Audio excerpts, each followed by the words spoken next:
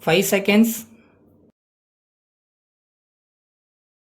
Start. Honorable members, it gives me great pleasure to address both houses of parliament at this first meeting after the general elections. I extend my warm greetings to all of you. The general elections, which have concluded recently, have shown to the world the success of the democratic system of government adopted in the country since independence. At this important stage in the history of the country as well as the history of the world, our first task should be to give a clean and efficient administration. Another important matter to which I would like to draw your attention is electoral reforms. We have been talking about this subject from time to time, but no government has taken any major step to bring about suitable amendments to the election laws during the last few years. The object of such a law will be to get rid of money power and to bring in accountability in the case of political parties so that the elections may be conducted in a free and fair manner.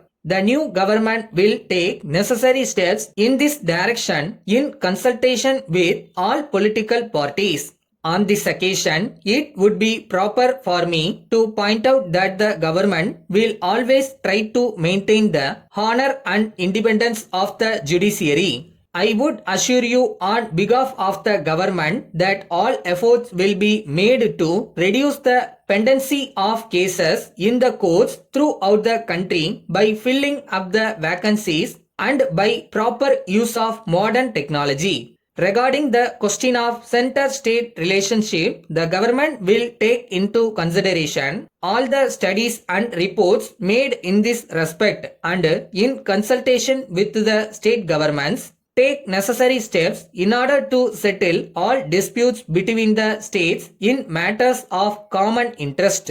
We are happy to note that the economic reforms of the past 5 years have achieved some amount of success. However, as you are aware, the speed with which we are moving is not much when compared with our requirements. The government would give personal attention to this matter and speed up the reforms while maintaining the basic framework of a sound economic policy. The economic development of a country in any part of the world can be maintained at a steady rate only if the external loans of the government are limited to the minimum. As far as this matter is concerned, I do hope that you will be aware that the existing borrowings of our country are now very high. In this connection, attention will also be paid to the aspect of expenditure by the government, which is increasing day by day. The government will take all necessary steps to reduce the loan burden and also to reduce the expenditure to the maximum extent possible, so that we may be able to invest more money in the development schemes for the benefit of the people. The government will also study the investment made by the state in the public sector undertakings so that each rupee invested by the government may be put to proper use.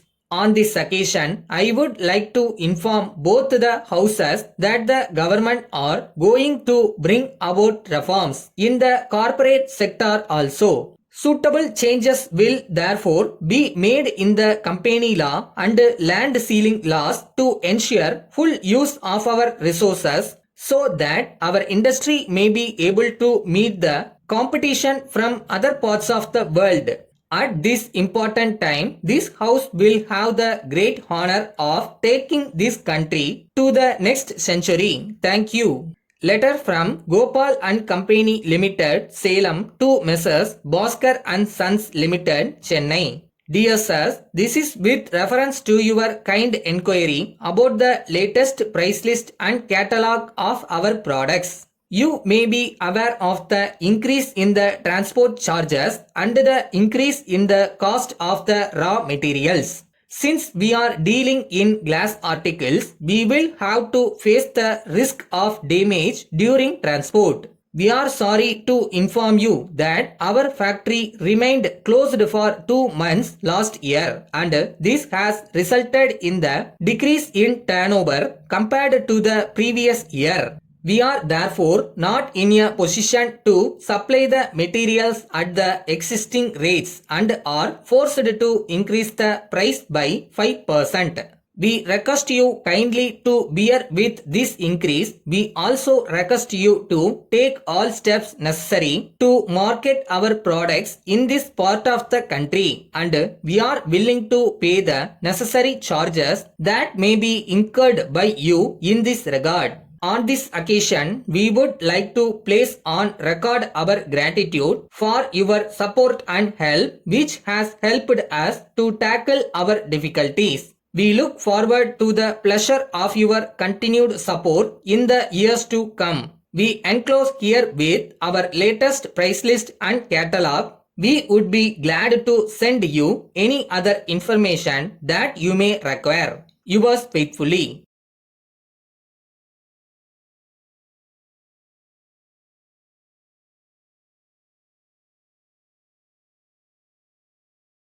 நம்ம வேலை நம்ம கடமையை செம்மையா செஞ்சுட்டு அந்த நதி மாதிரியே போய்கிட்டே இருக்கணும்.